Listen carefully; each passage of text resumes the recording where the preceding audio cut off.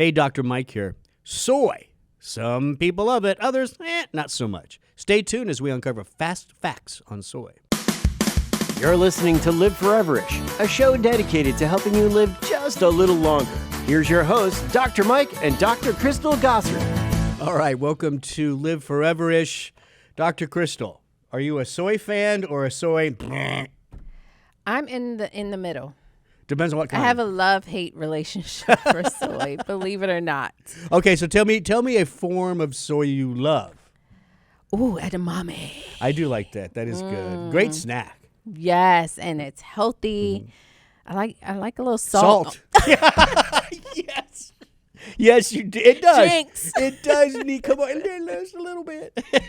It needs some salt, Yes. but it's such good. a great, a great healthy snack.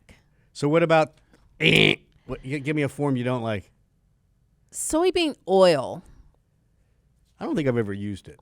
It's in a lot of processed foods. A lot of processed foods. And I think that's why. I think soybean oil is not ultimately problematic, but it's so abundant until you kind of have to hate it. I like so soy. There's I think it's called stinky soy. It's the highly fermented ones. You see them on the TV. Oh, like I had a little bit of that once. It's where literally like natto. Well, it's not quite to that level. Okay. But it's sitting in these buckets for a long time, fermenting for many, many, many days. It's called stinky tofu. That's what Not it's called. into that. I had a little bit. It doesn't taste bad if you can get over the rotten body smell. I know. So you close your nose Yeah. and eat. Is that how that goes? They were just eating it. I mean, how do you disconnect your sense of smell from your sense of taste? That wasn't the hard part. The hard part was not gagging and throwing up in front of people.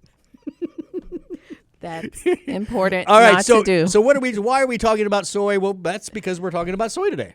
Right. Yeah. It's kind of controversial. Just like I said in the get-go, some people love it, some people don't. We've already gone over a few types of soy, but what I don't think a lot of people realize, as you just mentioned, soybean oil, it's kind of all over our food chain, right? Yes, it is. And what's really sad about it is it's all over the food chain, but a lot of it, some of it comes to us, but a lot of it goes to animals. Yeah, I knew you were going to say that. Yeah. Say it. Yeah. So soy, which is important. They need to eat too. They do need to eat, but I think there's a point where we have to, I guess when we look at the food chain and our over obsession with animal products, that's where I think we could probably scale it back. And I talk about this. We don't have to have meat with every meal. You're right. Yeah, that's true. But I like it. So I'm going to ask you a question. Okay. I just straight answer. Yeah. All right. Or let's do it this way. Fill in the blank. Okay. Soybeans are blank. Healthy. See, I knew you were going to go right there. Yeah. A lot of people would have said unhealthy. Yeah. I mean, they are providing fiber.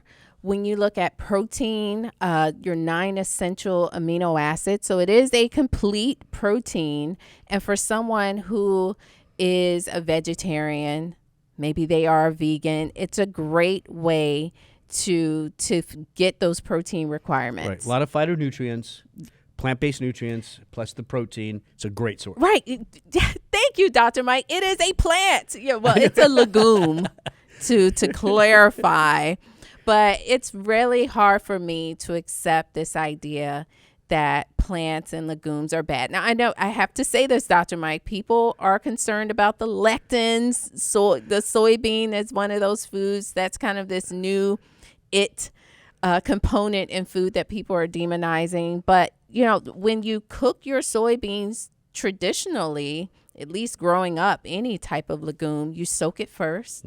So it's getting some of those lectins out. You use your pressure cooker. That's going to get rid of some of those lectins. So I don't think that is an excuse for someone to say, hey, I'm not going to eat soy. Because there's a way to cook it where you're avoiding those things Right. anyway. So yeah, good protein, phytonutrients. Cook it in the right way, probably becomes even healthier. So where do you think this controversy comes from then? When a lot of people, if I gave them that blanks, soybeans are, a lot of them would have said unhealthy just as fast as you said healthy. Do you think it has something to do with estrogen? For sure. Tell us a little bit about that. I think the audience needs to hear this. Well, there's a component, an antioxidant, a phytonutrient, a plant nutrient in soy, or a class called isoflavones. And those isoflavones have a molecular structure similar to estrogen. And because of that, then whenever you consume those isoflavones, they can have an estrogenic effect in the body. And some early research in animal models, rodents, showed that, hey, maybe there was an association between those isoflavones, that estrogen, and cancer. However, let's fast forward to the year 2022. Those studies at this point, we've realized, contain many flaws, and they've kind of been debunked. And the message just has not trickled into mainstream Right. Anymore. So in clinical medicine, for many, many years, I was on the side that soy was a good thing for, say, breast cancer patients. And the idea was, now I don't follow cancer as close as the specialists do, et cetera, et cetera. Let's lay that out there. But a few years ago, the idea was that when you ingest things that are phytoestrogens, these genistein is one I think that you mentioned in soy, they can bind to estrogen receptors, but they do it weakly.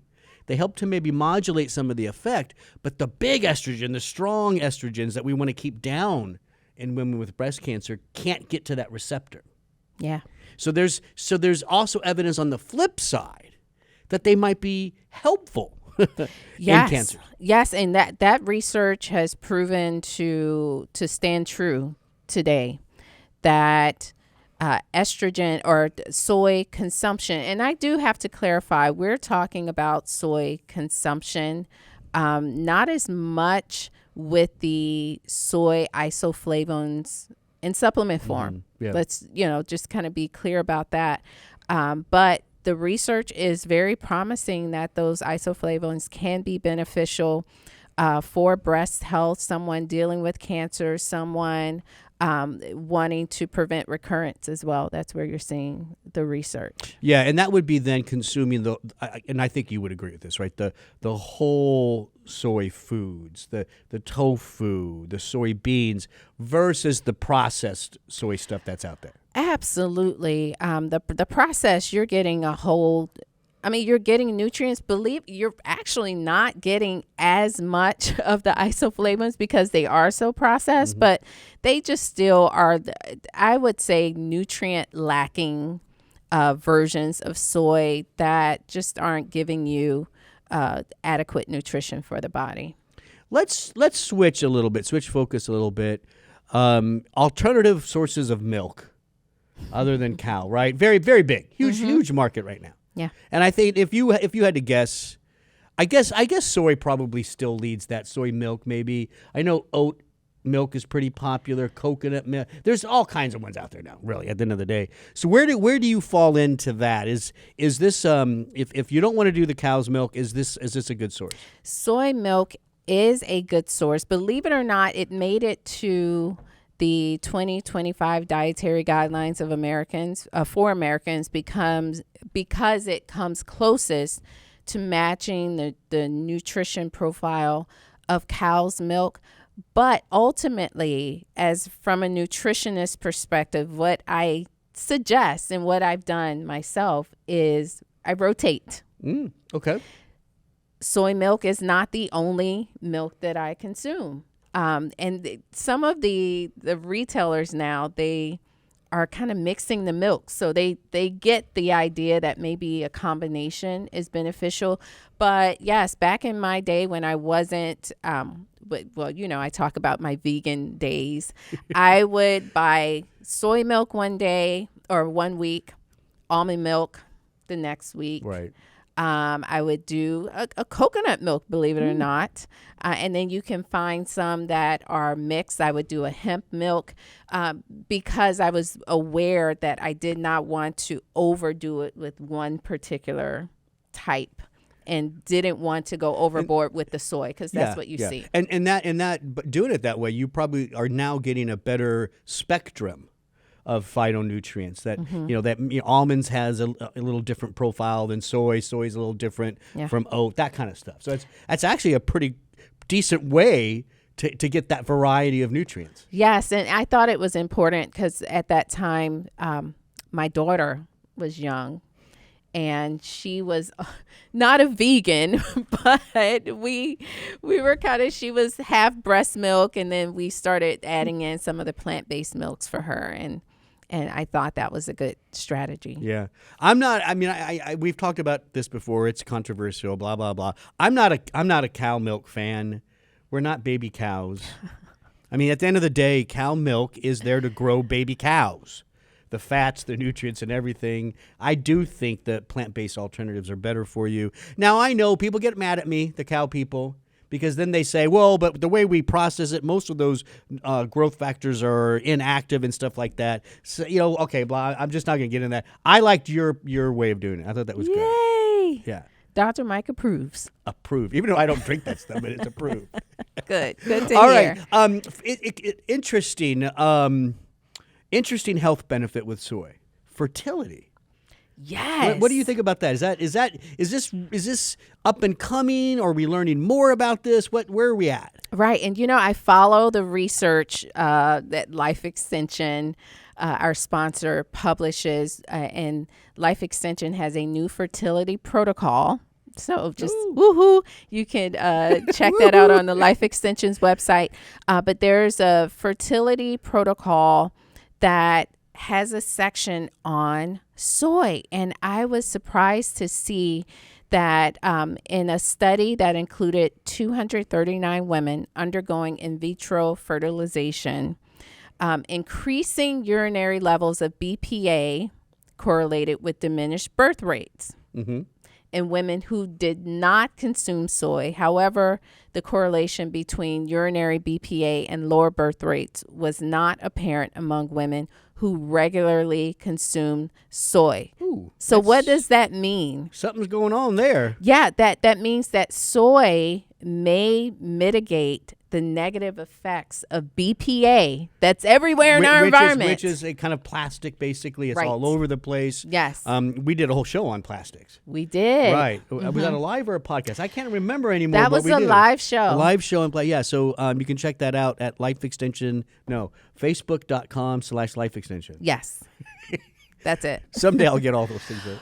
And so I think that's important. I like especially for someone who is trying to get pregnant. We do know that the BPA and those plastics, those forever chemicals. Well, it makes me wonder what soy, the isoflavones are doing. Is it ramping up liver detox pathways? Is it helping to get it out of the gut?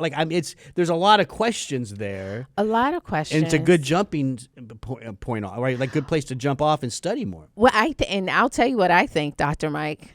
I haven't seen this in research, so just to clarify. You can have your opinion. But we know some of those forever chemicals can have an estrogenic effect. They can be what we call those xenoestrogens, and maybe just like how soy is stopping those potent estrogens from binding, maybe it's stopping the BPA. That's my hypothesis. Very interesting, because a lot of those plastics bind quite strongly. They have more of an estrogen effect than the phytoestrogens do, and that's why the theory that girls today are going into puberty at a lot younger age because they're surrounded by all these plastics. Yeah, that's scary. So that's a little tangent, but you can check out that live show we did. Fascinating stuff on soy. Last question I want to ask you. And this is more of like a cooking question, right? So I do like the firmer tofu, right? Because you can pan fry it. Or what? I can't even get my question out, Robson. I'm over here gagging. Well, no, and I like that because it absorbs whatever you're cooking with it, whatever sauce, whatever you're using, right? The question I had, though, just like with other food sources, the way we cook probably does diminish the health benefit somewhat. And I was wondering if you had any insight to that high heat on tofu versus something that's low and slow. Yeah, Dr. Mike, I don't know. I do not have any insight on that, but I'll tell you insight that I do have is in two, I guess, closing points is one, fermented soy seems to be a better option. Right. Because the benefits or how soy affects you and those benefits are dependent upon your ability to ferment your gut health. Right. So I would say when you're thinking of soy, consider gut support. Consider, adding in some probiotics. Consider, glutamine that helps to heal the gut, because those things are going to help you respond to that soy more favorably. Yeah, that's good. I like mine stir fried, nice and hot.